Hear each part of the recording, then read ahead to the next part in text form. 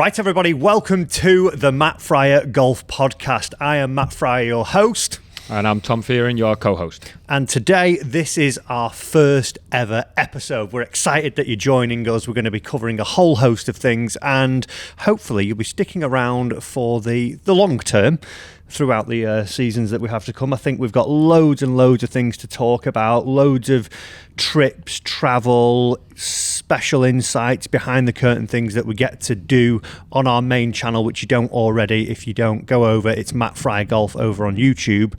We're going to pull the curtain back on that. I think that's the main aim of the podcast, Tom.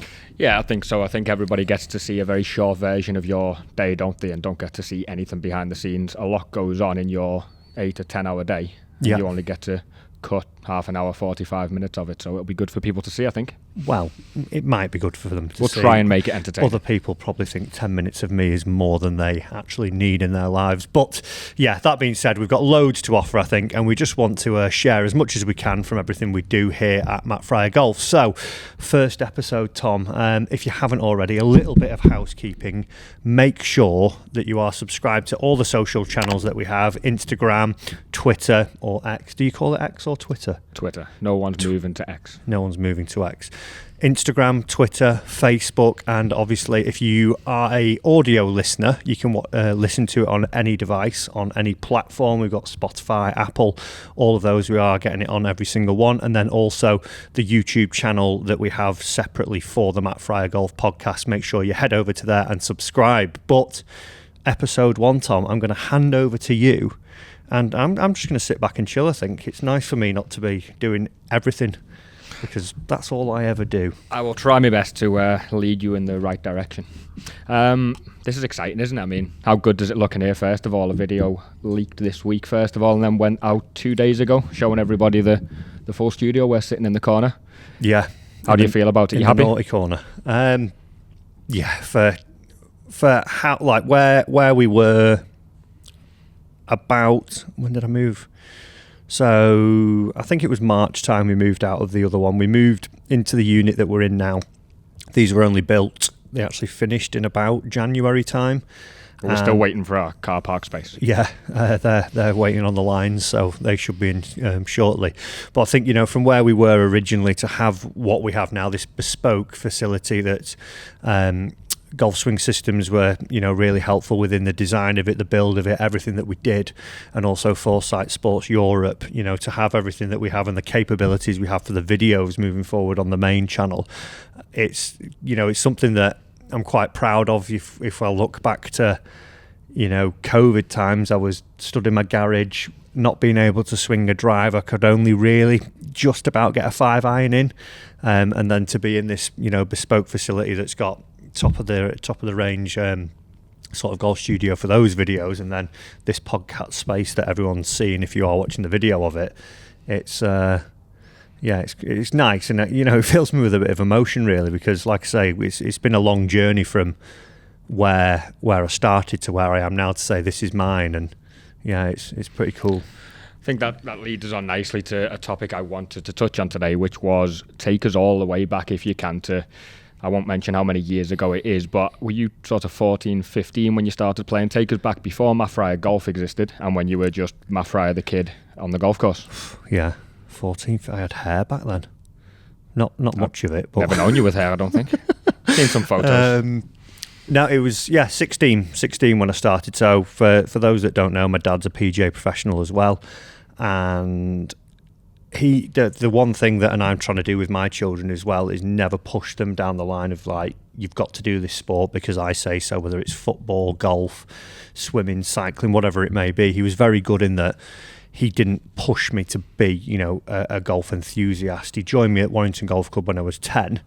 I think I went twice and said, not for me, this. And was he the pro at Warrington at that time? No, he was only pro at Warrington for 2 years. Then he moved on to a place called Drive Time, a big range that was the first 2-tiered range in Europe. It's like down the road from where we are now. It's literally a mile from where we are. It's no longer there, it's houses. But at that time, yeah, he was the head pro there, ran all the teaching. And I was 10 years old. He joined me at the club. I went. I didn't enjoy it. I sort of looked and went, I've got to wear my school pants again, like, and tuck my shirt in. Like, I've just come back from school. This is rubbish. I want to go out with my friends, play football. I didn't really know anyone at the golf club, so gave it 2 times and literally just said, not for me. That don't want to do it. Not interested. And to his credit, he said, well, if you don't enjoy it, don't go. I'm not forcing you to go. As where I think nowadays we know pushy parents are quite a thing, and it's not the right reason, is it? I'm still coaching, and I've definitely seen that in my 7 years now locally here to coaching, and especially in some junior group classes. And sometimes you push the parents away. The coach feels awkward. The kid definitely isn't enjoying it. Yeah, they're not there for the right reasons. No, definitely not. And like I say, you're doing the right thing with your kids now, who are how old? 2 and 10. 2 and 10, yeah. So 10, same age as I started. So I said no, don't want to do it, and left it for like 5 years. I would go to the range now and again, sort of like as a babysitting aspect. It was like you could either go to your grand's or you could go to the driving range, and it was like there's a pool table there. They play football all day on the screens. My gran hasn't got Sky, so that's a bit more fun, isn't it? Yeah, I'm going to go there. I'd hit balls now and again. Would probably over that 5-year period probably hit 100 balls. Because I just wasn't bothered by it. And when you started hitting balls, do you remember learning to hit golf shots? Do you remember maybe not being able to do it, or did it come quite natural in the early stages? Yeah, it kept the reason that I then sort of got into golf, as it were. A few friends dragged me down to the driving range because they knew that I was going to get them free golf balls because my dad ran the range. It was like, oh, you come, we'll get free balls, that'll be good. Are we still mates with those 2 people? I think I know who you're talking about. One of them, yeah. The other one, not so much. And went down there, and I picked it like I had a 9-iron. They were like, there you go, have your 9-iron. And I always remember there was this 75-yard target out on the range. And I was 15, like just about to turn 16. And I'd had a massive growth spurt as well that summer. So like up until that point, I was quite short. But then I jumped up in height. And I think that was probably one of the reasons when I started at 10, because I was quite small. I couldn't hit the ball far. I'd like hit driver maybe 40 yards and was like... lose interest quite quick. Yeah, like, what's all this about? But then, so I got this 9-iron, started hitting a few, and it was like, oh, that was all right. Went near the target, that one. Oh, next one went near the target. Oh, that came out of the middle. I didn't know like what the middle was at that time. It was like, that felt good, hitting them off a tee and everything, and it was like ping, ping, ping. So I was like, oh, this is like quite addictive. And I think I hit around about 100 balls then. And I went home and I said to my dad at the time, right, get me into the golf club now. I need to be a member. And he was like, oh, it's not like that. And I was like, well, you're the big cheese round Warrington. Everyone knows you. Everyone stops you when we're out saying, oh, Adrian, golf. So call your mucker up and get us back in. And luckily, the secretary at the time, really great bloke, a guy called Nev, he whatever they did with my dad, it was basically, right, you're back in the club, off you go. And it was summertime at this point, so then I just spent that summer going into the last year of school just every day religiously at the golf course. Do you think that's why people get so addicted to golf? Because in a sense every golfer has the ability to hit a tour pro level shot, whether that's making a 30-foot putt, whether that's hitting a pitch in from 100 yards that goes stiff, and that excitement gets you, whereas I can't think of another sport where I can go and do the task to the ability of a professional. It might only happen once in 100 shots for a mid-handicap golfer, but you're striving for that shot all the time, aren't you? So that gets you hooked, would you say? Yeah, I think so. There's definitely that part. You could hit the shot that you could hole a 10-footer that means you win your club comp, which is the same as winning a major for a tour pro. Same sort of level of excitement, and also you can go and play on these great courses that all these pros and all these great competitions are held upon. You can't really go for a kick at Old Trafford. You might get the odd charity day sort of thing, but you can't go phone them up and like, can I get a tea time? I want to have a five-a-side with the lads. It's not really happening. So I think, yeah, there's always that element of just one great shot is going to pull you in, and definitely that day at the range, having hit, a few that were airborne, that were going straight and were going where I aimed them, it was like... And that's the day this that got you playing. Yeah, and that, like literally since then I've not looked back. That was 20 years ago now.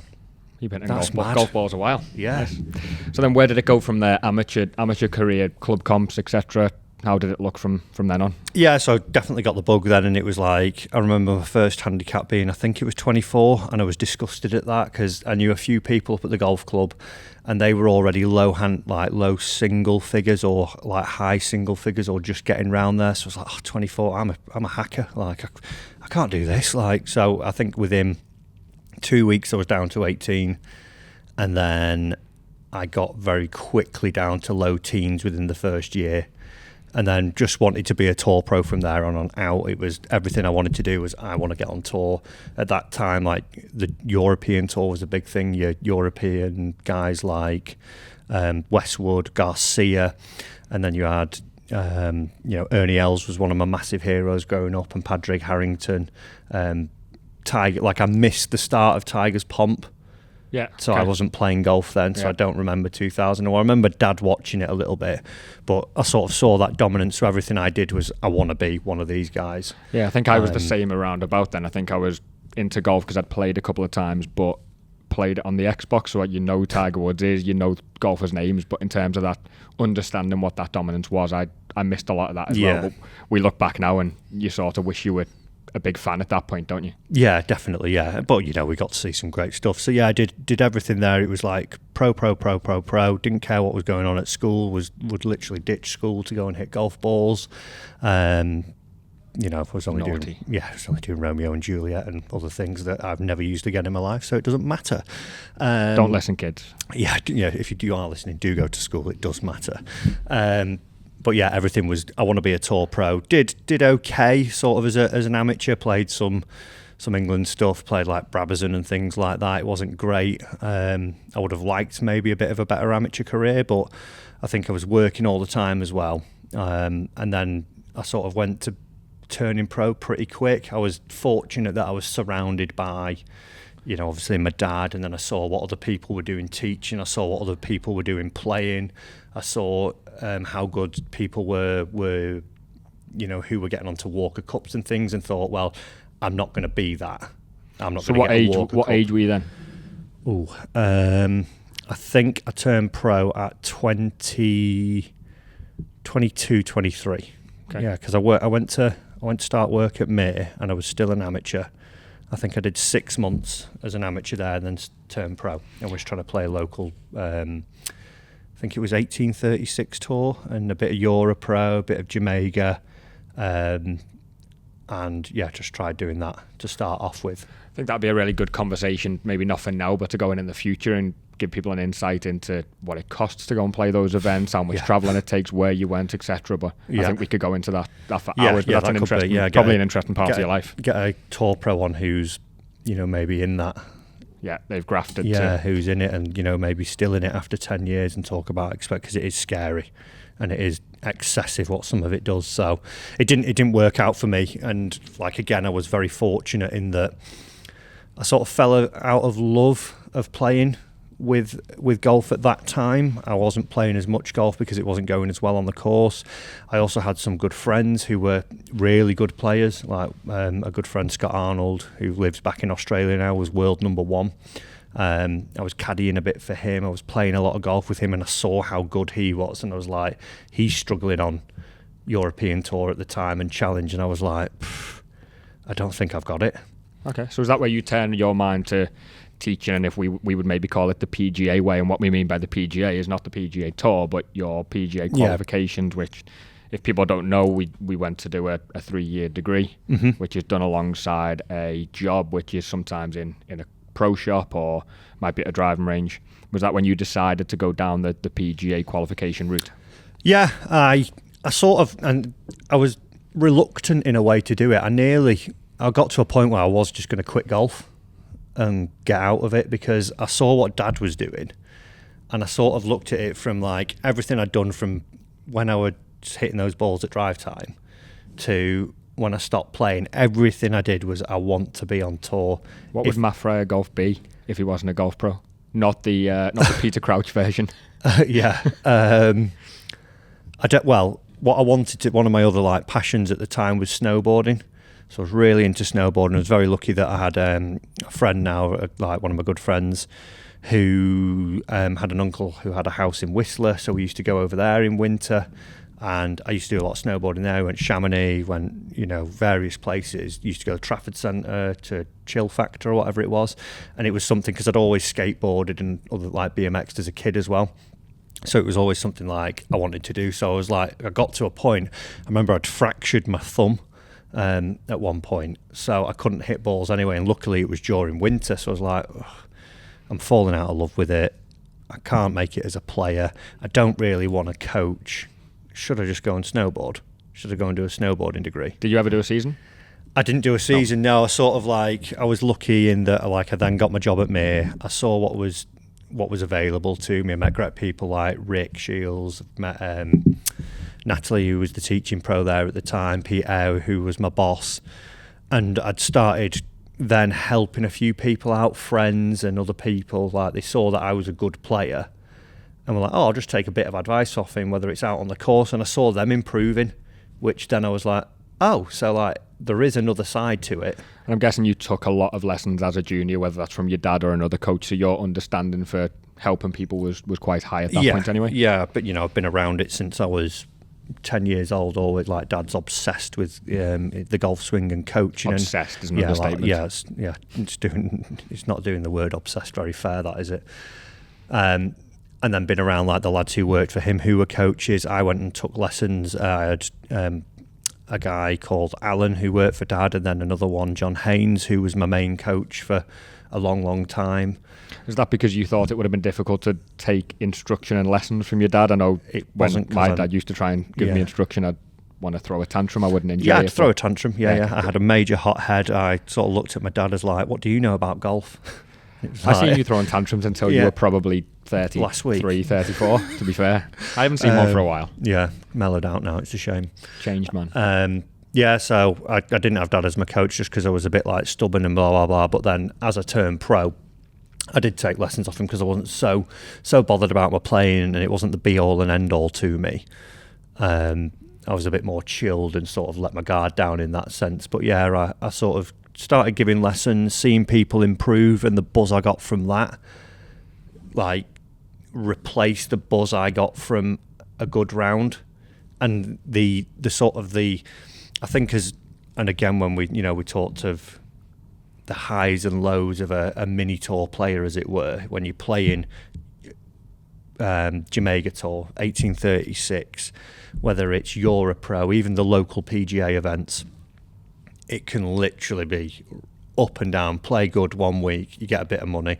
Play bad the next week, you've got no money, and it can be real. It can be dark at sometimes. It's tough mentally, that, isn't it? Yeah. So then I noticed when I got into coaching, it was like, well, here's the knowledge that I'm gaining. I'm learning on the other side. I was reading loads of books all the time. Obviously, again, like everything comes back to dad. Especially from a coaching standpoint, he was like, right, John Jacobs, you need to read this book. If you want to know this, you need to read this book. If you want to learn that, you need to read this book. Maybe have a look at this guy. How many books has Adrian Fryer read, and how many books has he got in his house? It must be like a library. Yeah. Speaking to him, he must have hundreds. I couldn't put a number on it. Yeah, I think he's probably one of two people, him and Bryson DeChambeau, have read Golf Machine cover to cover. I reckon Dad's probably read it more 6 times. Yeah, and he's gone, yeah, okay, makes sense. Maybe not that bit. But yeah, I was like, there's my knowledge. I'm going to pass it on to my students. I'll try this, I'll try that. And the sort of lows weren't there, but the highs were still there, because you were seeing, one of your students come in like, oh, I've just had my best round ever, or you get a text, brilliant round today, I just did this, that shot we There's worked a real on. dopamine hit with that. Oh, yeah. I still love it now, it's great. That takes us to Trafford, I'm thinking. That was your first proper teaching job. That's where I met you, and give us just a sort of breakdown of how it went from Trafford to here, because when I met you, I'd sort of seen a couple of things on YouTube, and it was 13,000 subscribers, I remember the number being. What's the number today? What is it? 2,000? No, 228,000. There we go. Yeah. Yeah, I moved, like before that I had a couple of pro jobs. I flitted around a little bit at that point. I went from pro shop to pro shop a little bit because I didn't quite still know what I wanted to be. Was I going to be a full-time coach? I was still a bit hesitant. Was I going to go and do something else? So bounced around a little bit, but did a bit at Davenport and a bit at Stockport were my main roles really after May. And at Davenport I really sort of grew the love for coaching. And then it was at that point there was no jobs going at Trafford, but then Carter left Trafford and he put my name forward to Pete Styles, who's still the director of golf there and one of the coaches, and said, I think, Matt would be really good for it. He's doing X amount of lessons already. He's looking for it. I think he wants to take the jump. And it was a scary one because you go into Trafford and you've got to pay, a big rent. Full self-employed. Yeah, you go full self-employed. There's no like salary coming in.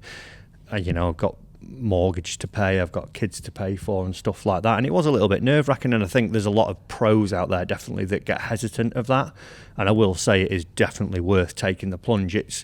You've got to have a tough mentality and you can't just sit down and expect lessons to come to you, but if you're ready to work and you're ready to really graft and go out, and sort of at that point I knew I was going to be a coach then, and I knew I'd started my YouTube at that point, and I knew that was a vehicle that could take me somewhere as well, having seen the success of Rick and Pete and Andy and what those guys were doing. I'd sort of had a little bit more belief in what I could go and do, and obviously knowing what Dad does as well. My dad still coaches 60 hours a week. Your dad's made a living, and he's done it for 40 decades, years. He's like the busiest pro in the world. I actually said to someone yesterday, I think Dad's done the most golf lessons ever in the world alive today. Possibly, because your dad doesn't do maybe a few days off and a stint of travelling about. He goes to work every single day. He'll do back to back lessons. Yeah, it's a ridiculous amount of people he's taught over how many years? What did we work out yesterday? I think it's 42 years now of full-time coaching. I'm going to catch him. Yeah, you probably will. Catch him up. No, you won't. So yeah, moved to Trafford, and it was like, right, here we go. Gotta fill this diary. Gotta make some money. Were you on YouTube as a tool to fill your coaching diary, or were you on YouTube or were you using, let's say, lessons to keep the bankroll going, and knowing that you would take YouTube to full time, or were you just unsure at that point?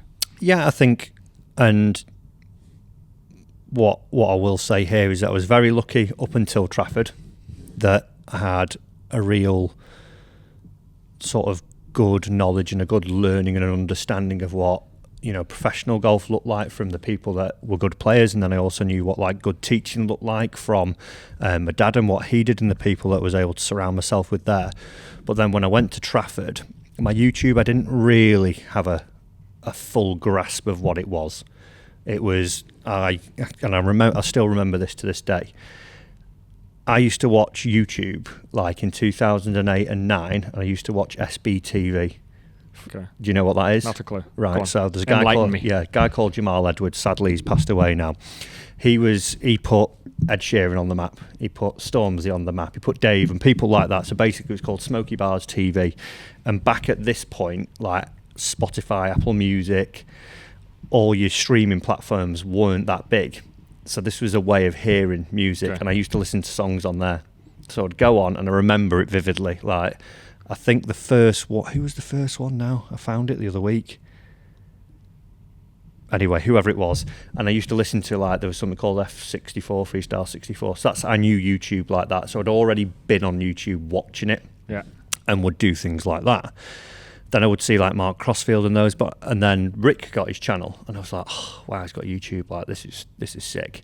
And did you met him at that point at Mira? Yeah, I'd been working with Rick for 3 or 4 years. So seeing what he was doing, and I was like, oh, I'll do it. I don't know what I want to do, but I'll do it. So I set up my channel, and I was very, again, hit and miss with it a little bit because I didn't have this clear vision of what I wanted to be. And I think then that's when I got to Trafford. Like I say, I'm very grateful that Rick had been there. And I'd known Rick, I'd worked with Rick for 3-4 years at Mir, seen what he'd done, and he said to me at that point, right, YouTube at the minute, you're doing okay, like you've hit and miss with it, but what you need to understand now is that is like a marketing tool. That's all I used it for at Trafford. You can do the same because you've got to pay X amount of rent, you've got, I think it was 50 hours in my diary, free. You've got to fill like 40 of those like before 2 weeks into the next month. Because you've got to pay, you've got to make it work. And this is a great way to get your beliefs out on the golf swing, how people can see you like in terms of your style, what your personality is like, what you teach like. They'll see that and they might come and start booking from you. So think of it as that, and just use it as that platform at the moment. Like, put coaching tips out, maybe success stories of your lessons that you've got from Trafford previously. Anything you're doing might just be a little tip. Oh, I found that this worked with someone today. So from when I started there, was it you'll remember more than me, was it 2017 or 18 I came? It was the same year as, well, I started in 17, so yeah, you so were 18, 17 or 18, January 18. Yeah. I put 3 videos a week out on teaching. A lot of them used to lockdown. come in a break between lessons, didn't they? I remember there was a lot of times I'd maybe walk up into the coaching studios to go and get something, and you'd be there with the cameras out, the microphones out, and you were either teaching a golf lesson or you were working on the advertising side. So going back to what you said before about if you're driven and if you want to go and do a lot of golf lessons, you can't take that hour in between as I'm going to go and sit and have a coffee and do nothing. You used it as your marketing sort of that time. was it. So it was like I remember the days. It was get to the range at 8 o'clock in the morning. I didn't have kids to drop off back then. I would get there early. I would generally start my first lesson at 10. But what I would do from 8 till 10 was either record some of my videos or edit some of my videos at my desk. Do your lessons, do 10 till 1, have a half an hour break, maybe do a bit more. Well, I would do editing. And then I would go again from 1, probably 2 till 10. Till 10 coaching. Yeah, 2 till 10, just smashing because everyone was starting to come out of work then. And then you go, right, okay, maybe do a bit more, rinse and repeat. And then do that every single day, just literally tip. I did it for up until lockdown. I carried on through lockdown, but up until that first lockdown, it was literally, I never missed a week. It was 3 videos a week on chipping, putting, driving. And we started to throw in a little bit of tech as a bit of a variation and some playing stuff, but that was more like when we went out playing, it was more coaching ability, like coaching side, of playing, like this is how I would play this shot, you'll find yourself in this scenario, this is what you maybe want to look at, instead of like the matches and the, me trying to shoot a score as we see today. But yeah, everything that I did was a model or a vehicle just to drive lessons into my diary. And from memory, from where I was sitting, that was quite successful, wasn't it? That worked well for you? Oh God, yeah. It got to the point, like your other question a minute ago, was it something you knew was like the teaching was just sustaining you, or was it that YouTube was always going to be the thing? Like I always remember saying, oh well, if I can make like £1,000 on YouTube a month, that'll do me, because that means I can do like 10 less hours a week or 10 lessons less a month. You and say 10 less hours a week, but I remember the absolute graft you put in for a ridiculous amount of time for nothing in the first place. Oh God, yeah, you're working for free, but it's just free. Like otherwise, you're paying for the time when we were at the Open in a tent from about 2 mile away from. That wasn't golf related, though, was it? No. We'll talk about that weekend. Yeah, Matt took me we to. We didn't even go golfing. Yeah. That was a practice day, wasn't it? Where it was a case of you're just trying to put yourself out in certain areas of the golf industry people, as well. Yeah. We were up there, and there was not a chance we were doing rent. A hotel room as such because of our rent at Trafford or whatever. So it was just a tent in a field about 2 mile away from Carnoustie. Yeah, it was class as well, wasn't it? That it was good little trip. I miss things like that, but everything was always vehicle for that. But then it got to the point where what I would do coaching. YouTube started outweighing that, and it was like, right, okay, and like with the coaching, and you'll know yourself, and like one of the things that as I grew up as well, and the reason probably why I didn't want to be a golf coach is that I didn't really see my dad. Like I would see him in the morning when we woke up, he would either drop us to school or he'd be gone, and then Dad, like even now to this day, he's toned it back a little bit. But Dad used to do Monday to Thursday, 8 till 8, 9. Yeah. So come back, we've gone to bed. It's a social activity for people, isn't it? So yeah, you've got to work doing social hours to see them. Yeah, I would see that. And then Friday, Saturday, he would maybe do 9 till 6, 7. So we get a couple of hours with him. So I looked at that like, I don't want that. Like, I want to have a little bit of a life. I want to be able to spend time with the missus, with the kids and things like that. So and now you're Monday to Friday playing golf, dossing about everywhere. Yeah, seeing every golf course you can. Yeah. and you're back to pick the kids up most nights. Yeah, I mean, it's not as simple as that, but I wish it Very was. simple. So yeah, there was that point where YouTube took off a little bit for me, and it started becoming more of a, instead of, oh, let's throw some teaching videos up, this could actually be a legit business. This could grow into something. And again, I've got the sort of poster or the map of what Rick and Pete had done. I was very fortunate, like I met me and my golf early on as well through Rick, and they were like talking to me about, like, Dad saying, well, do you want to coach 60 hours a week for the rest of your life, or do you want to build something that when you're sleeping you're still making money, you can go and do great things and you're still working hard, but you're just working a bit smarter. So it was like, oh right, okay, yeah. And obviously there's loads of tech businesses and social media businesses now, aren't there? You know, we're very fortunate that this has come to it. Like, my dad's had to do X amount of lessons. Like, he's still in Today's Golfer, been in there for 20 years, but how many people buy Today's Golfer? How many people buy Golf Monthly? Yeah, it's definitely not seen as much. That magazine sort of shop that you would remember as you were walking out to Sainsbury's or Asda, where there's hundreds of magazines. I can't remember the last time you'd even take notice of what's there. And that used to have Golf Monthly in, and the motorbike magazine and the top shelf that you couldn't reach. Yeah, but nobody now looks into the magazines. It's all YouTube and social media. Instagram feels like that's where you've got exactly, to be. Yeah. And I sort of saw that when I was coaching as well. I had people travelling, you know, length and breadth of the country to come for a lesson with me. I had people flying from different countries. I remember that. Like, I'm like looking at them going, you do realise, like, my dad's only 20 minutes from here and he's a far better golf coach than me. Like, why are you here? Didn't obviously say this to them. You don't know. But and it was because they'd seen what I was like, and obviously you don't get that from a magazine, and not many people are reading as much magazine articles now. So yeah, you started to see that grow, and it was like, right, okay,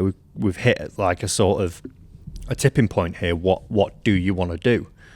And it was, let's try YouTube, because I can always go back to coaching if needs be. Yeah, you know, it's going to be there. Safe to say it's going very well as well, isn't it? Yeah. So as we go back to the start of this podcast, we're sitting in this new studio you've managed to build, so it's not bad at all. So what's in store for Matt Fryer Golf, maybe in the next couple of weeks or this month or even this summer, as we finally in England look into a golf season? That's a risky claim, that, Tom. It was warm Saturday and Sunday. It's raining again today, but we'll take the weekend. This setup here obviously helps the video production, because I know we battled a lot in the winter this year of you having to fly over to Portugal as if it's a chore, but you've got to arrange, you've got to have that maybe conversation with your family where you're saying, I'm going to have to go away again for the week just to get some more videos, but this gives you the chance to sit down and say, we can make some coaching content from the comfort of the office, in a sense. Yeah, definitely. You know, there is the flying aboard, but then from when you look at everything now that we're doing, it's a business at the end of the day. And we've got to make money. We've got to make sure that, you know, we're paying the staff, got to pay the rents and so on and so forth. So, yeah, it is, you know, we get to go to Portugal, but there's costs involved, and having the studio now definitely alleviates some of those, because we can do it. Like, there was times when I wanted to do tech reviews throughout January to April, or like a couple of weeks ago, and it was still like, can't get out. So we were sitting in the office with all the brand new drivers at one point, all launching in January this year, as most people will know, and you had nowhere to review them because we were moving office. There wasn't a nice tee box to go and stand on because everything was saturated or frozen. So it can be difficult at times, but this will massively help. So yeah, I think, you know, looking forwards, we will be doing more stuff in here. Obviously, the coaching stuff, we'll be doing lots of those. There'll be a lot more tech reviews, podcasts weekly. We're wanting to get guests on here. We're wanting to, you know, explore everything we can, really, because we're very fortunate in who we get to meet, where we get to go, what we get to see. So, yeah, there'll be lots of that moving forwards in terms of sort of the main channel and what the plans are for that. We've got a few playing series that we've got going this year. So obviously In the Red's my biggest one. We've done, I think, over 40 episodes of that now. They were the videos, I should say, of the sort of playing and entertainment side of things. As you mentioned before, you started moving away from maybe everything being coaching, where you were trying to fill a diary, and you started to branch out to more tech, playing is a big video on the channel, isn't it? Yeah. It's the longer form video. Everybody seems interested in it. How are you feeling this year in how often are you going to get in the red? How do you feel like you're playing? I've played with you a few times this year, and I think it looks like you're playing quite well, but how are you feeling? Yeah, I'm definitely like socially playing really good. Like without a camera turned on, I'm always probably 5 or 6 strokes better, I would say. How often do you play casual golf? I mean, I've played. We do a St Andrews trip casually every year in Feb, and I think I've played one more casual round with you. But you mustn't have that much time to play the casual rounds. Maybe 2 rounds a month. Okay, something like that. Yeah. And you feel like a better golfer when the camera's not turned on, or? Not necessarily a better golfer, but yeah, just not as, because when you film in the like in the reds or any playing content, not only are you thinking about right, what's shot here, that sort of comes secondary. I'm more thinking about right, okay, what's this looking like? Because proud of what we put out. I want it to be the best for everybody watching. I want it to look good. I want the angles to be right. I want it to be different. So I've got that side running through my mind. You know, it'd be like a tour player, asking a tour player to try and direct the broadcast as they're trying to win a major. Yeah. Not happening. So, yeah, I think I'm getting, like in the reds, I'm feeling more at ease, and obviously having great people who work for us, it's a lot easier now to just sort of ease back and not be involved as much with it all.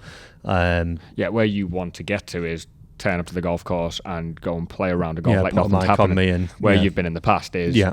you're setting the cameras up, like you say, you've got a good team now that are managing to put that together a lot easier. You can focus on the golf more, but I do remember being out there with you at times where you're almost juggling cameras and tripods, and the golf shot doesn't come secondary. It's last on a very long list of things to do, so you're definitely not concentrating on the golf shot. But so I think I'm getting there, and like obviously having this as well, I can hit more balls. I want to practice a little bit more, something that I've not done on those playing side of things, because I wanted to be a player so bad. It didn't. You can pretend now. Yeah, well, exactly. Well, like in a way, yeah. Like I still get to have people watch me. I get paid for it. So essentially, I am a tour pro, just not on I'm on my own tour. So it's not like, quite live salary yet. No. Yeah, shout out Liv. Hit me up with some fat cheese if you want to sign me up. Probably won't. But yeah, it's nice that we get to go and play loads of great courses, and I go and try and break par each in one of those. I think one of the best series we've got coming this summer, from a playing side, one that we filmed the first one of the other day and I absolutely loved it, is taking on club champions at their own course. So we filmed one at Formby Ladies. We've got one lined up for Wallasey, and it was great. We had a few spectators out. Claire, who was the opponent, she was a really good golfer, off 2 at the minute, been as low as scratch, I think, most capped player in Lancashire ladies history, and was, you know, a seriously good golfer. So I was able to settle into that round a little bit more, because I was like, right, I've got a win here. I've actually got to play good golf instead of... Not that you're competitive. No, not that I'm competitive at all. But yeah, so I think they're going to be really good this summer, and that's something that I'm really, really looking forward to. I think as well, if you are a club champion and you want to nominate yourself, leave us a comment in the videos on YouTube down either on the Claire one or on this, and we'll have a look into that, won't we? Yeah, it would be great to maybe get 6 of them in this season. Would be a big number, I think, but it did look like a very good format of a match. Claire was massively into it. I chatted to you a couple of times around the course, and I think we were on 14, and you really wanted to win. You were out there not to just get round and make a good video. That would be one of the first times I've seen you really want to win. I've seen you out doing it in the red, wanting to be under par. Yeah. But as you mentioned a minute ago, you're trying to make a good video and trying to get under par at the same time. I think this video will have materialised really well. Yeah. But without, not that we didn't try and make a good video, but without that being the main focus, the golfers were the main focus. The whole concept of it, you know, is definitely, because you've already got a good player in there, so the standard's going to be pretty good anyway. So I've got to up my game, so it brings that side out of me, brings like the chirpiness out and a bit of talking rubbish to them and giving a bit of banter out and stuff like that. So yeah, I'm really, really excited for those ones this summer. I just hope I don't get battered all throughout the summer by them. I hope you get battered a couple of times. I don't want you to win all of them. Yeah. But yeah, a couple of... It could be a win or it could be a battering. A couple of 4 and 3s from the club champion would be nice. not right. from the club champion. Just the entertainment value will be up there. Wow. Will be better. You can win the rest. You can win 4 out of 6. Yeah. New clubs. A video's already gone out. People Yep. have already seen that. But how are you feeling with them on your 4 Good, rounds? to be now? fair, yeah. Actually hitting some better shots. Amazing, just like fitting and stuff like that. And it's one of those things, everyone thinks we're sponsored by Mizuno. We are, for golf clothing only. Yeah. Like, I won't sign a club deal just because we review clubs. Yeah, Mizuno give me clubs. All the other companies give us clubs as well to try and test and stuff like that. I had Mizunos when I was actually playing, or Wilsons as well. I had a lot of Wilson gear. I think I was sponsored by them when I was an amateur. I was on like their program or whatever it was. But yeah, Mizuno's a great golf club, isn't it? And obviously you do have a good relationship with the brand and the guys there. Yeah. But it's not a sponsorship, as you say. They're very well known for having great irons. Yeah, I've got the irons in the bag at the minute just because I like the feel of them. My head might be even when I played as an amateur, I was all like, from when I was like pretty much as soon as I started, I loved gear. Like, just loved like chopping and changing, like putters. Excuse me, you know how many putters are through there. I love changing a putter, change it mid-round if you could. You should take 13 clubs in the bag and 2 putters, and then you can just change mid-round if you fancy it. Just have 13 putters, just have them a few different lofts and you'd be fine. I think, I just love like when people get addicted to cars and stuff like that. I think like that's for me with putters. I just love chopping and changing putters. And it's never, one thing I've noticed playing with you, it's never a similar shape, it's never a similar grip. You don't have a set model. I do like a fangy one. I know that I put better with a mallet. I will try a blade now and again because I can put pretty much well with everything, but I know a mallet will go well for me. But yeah, I've got one that I'm sticking with, and then in terms of everything else, I've got Callaway driver, which I do love. Like the Ping G430, I think is probably the best driver to hit the market in a long time. It's just so repeatable, so consistent, everything they do. But this triple diamond long one as well. Yeah, Ping's always been maybe known as the older brand, the accurate brand. It's never been known as the Bombers brand. Yeah, but it's long, the G430. Yeah, but the Callaway that I've got in is brilliant. I've gone to a 5-wood. I've got a hybrid, and I'm pretty happy with my bag set. I've even got a power caddy now. I did notice that. I'm not sure how I feel. Do you know what? Well, I'm not sure how I feel about the bag. That you're not a power caddy bag user. No, but it just stays on the trolley. That's the only thing I always. Legs flinging. Yeah, legs flicking out, rolling off with that little magnet that they've actually got. Like, why did it take that long to get that in place? Like, could someone have not thought of that 15 years ago? Because it is a brilliant invention, and it keeps your bag in place. So yeah, I've done that, and it's great for filling up loads of stuff like tripods and stuff like that, because the cameramen are always trying to throw stuff at you, and when you carry it, can you put this in my bag? Can you put in your life? Yeah, I've got to say, I got a motor caddy 4 years ago when I had a shoulder injury, because I was playing, but it wasn't good enough to carry. I don't know why I didn't sooner. It was almost a pride thing to say, no, I'm carrying, because you always carried as a kid. You don't need to be able to have one. And like I say, a shoulder injury made me get it. Within 2 rounds, I was thinking, why did I not do this when I was 12 years old? Yeah. You'd have a caddy, wouldn't you? Yeah, carry your bag. There's nothing better than walking down a fairway carrying. Yeah, nothing, they just don't drink in your hand. They just don't tell you you're rubbish at the game. Yeah, that's they're just a quiet caddy. We could get one of them. We could get a power caddy that gives you back. Or shouts at you when you. What was that? Awful. Great idea. Wrong club. Right then, so what's next? We'll start to wrap up now, I think, but what's next for this week and next week? This week. Well, what have we got video-wise coming out? So we've just had the sim release video go out on the main channel, which, if you haven't already yet, make sure you go and check that one out.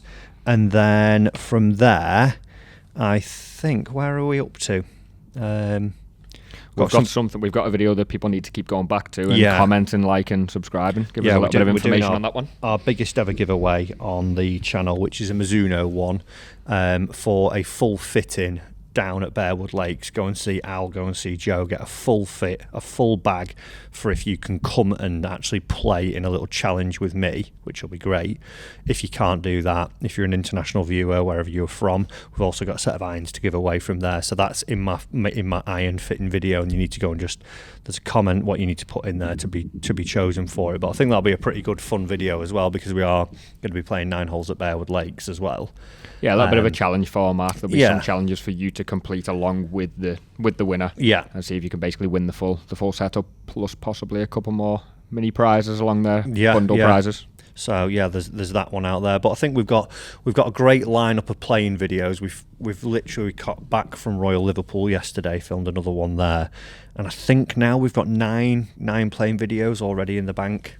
So we've got the likes of Prestwick, which is by far one of my favourite Scottish courses. I just think it's so quirky, so old school. The whole thing about it is brilliant. That's just triggered a conversation I heard you have from the other room the other day, which involved Prestwick. Yeah. And I wanted to, on channel, throw something at you. Okay. You were chatting to a guy from Prestwick the other day, and they've got an open qualifier up that way, and you said you were thinking of possibly entering open qualifier this year. No. Now I'm going to make you do it. You should enter. You've just told me you feel good with your irons. Yeah. You've just said that you feel like you're playing quite well. Yeah.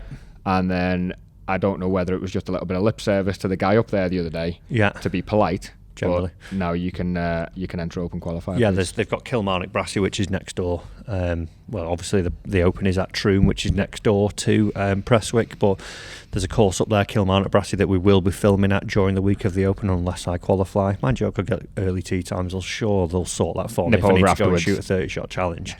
So I think I probably will enter open qualifying. No, you definitely will. I definitely will enter just been decided. So that, I've been decided, everybody.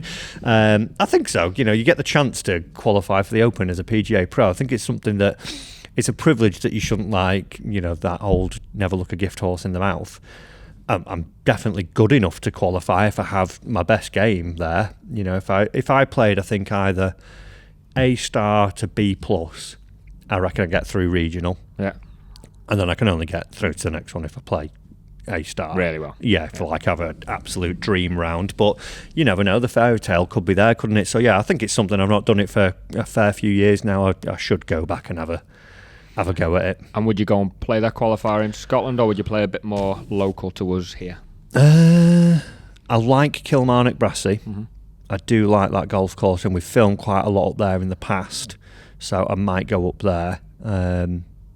Or I'd have to take a look and see what was my option really. But yeah, I'm going to do that. My Friar Open qualifier. Yeah, but then in terms of what we've got coming, we've got those playing videos. We're back up to St Andrews in a couple of weeks as well. I'm totally looking forward to that, because very fortunate that the Dukes and the Old Course Hotel are partners of the channel, and they've been working really hard on the course over the winter, doing a lot of drainage and a lot of irrigation work, and the course is now back open. So I'm super excited to be back up there, and we've got some good plans as well for what we're going to do for the rest of the year. A potential live podcast towards the back end of the year with a golf day as well. So yeah, it's going to be good, and Fraser and the team and Will and everyone and Minty who works in the pro shop. It is crazy, because I do have to pinch myself. I'd never really been to St Andrews until and now it's your holiday home after lockdown. Yeah. I remember sitting prior to the first lockdown thinking, I need to go and film somewhere. I know it's going to be cold. It looks okay up there. And I didn't do it, and then it hit, and I always kick myself for it. And then now I'm so lucky that I get to go up there and call it sort of my Scottish home. I go 4 or 5 times a year, know everybody up there, have great relations with everybody. Aside in and around from the golf, and the golf obviously is amazing up there, but take the golf away, the place is just amazing. Isn't it? Yeah, well, we took the little lad up there this year for the first time. Me and the missus went sort of on holiday, because she was. You always come back and you always say it's amazing. I need to see this place. And did you take them to Dunvegan for 8 pints of Guinness? I did, yes. I don't know how he can handle that at 2 years old, but he's a trooper. It's exactly his dad. Yeah. But they were blown away by it. So yeah, I'm really looking forward to getting back up there in June time, which I can't remember roughly when it is. And I've also actually got a social trip to Ireland playing golf. So That's the that next will couple of be weeks, isn't it? absolutely fantastic. So overall, yeah, busy summer ahead. We've got loads of filming planned. We've got some plane stuff planned in, loads up in Scotland over June, July and September. We've got the Open that I'm going to be up at, hopefully doing some podcasts up there with a few people. And overall, yeah, just a busy summer. Can't wait. Sunny summer. Doesn't matter if it's sunny, we've got this. Fingers Well, crossed, no more does rain. for playing, but yeah, just go We need abroad. a better summer than last year. We do indeed. Matt, I have thoroughly enjoyed that. I think we've bored people for long enough. I think we're in sort of 45 minutes. If you're still listening, Yeah. then thanks for staying tuned in for this long. Yeah, comment Matt for the Open if you are still listening down here. And a big thank you to you, Tom, as the first co-host, hopefully the only co-host we ever have. But, Sacked next week. you've forced me to play in the Open qualifying, so you're already on 10 to hooks. When the comments say can't bear the Scouse accent, Yeah. I'm gone next week. Yeah, and I shoot 85 and qualifying, right? it's that Fearon's fault. He's gone. But no, thank you. I hope you've enjoyed this first episode. We're going to get these out weekly, aren't we? Every week. Make a commitment to do that, whether it's just me on my own if needs be, whether we're travelling or whatever it may be. We're going to get some interviews as well, but overall I think a very, very first good pod, and I think hopefully everyone will know me a little bit better and a little bit why we do what we do and what we do, and join us on the ride a little bit further. Thank you, everyone. Thanks for watching. Yeah, see you soon.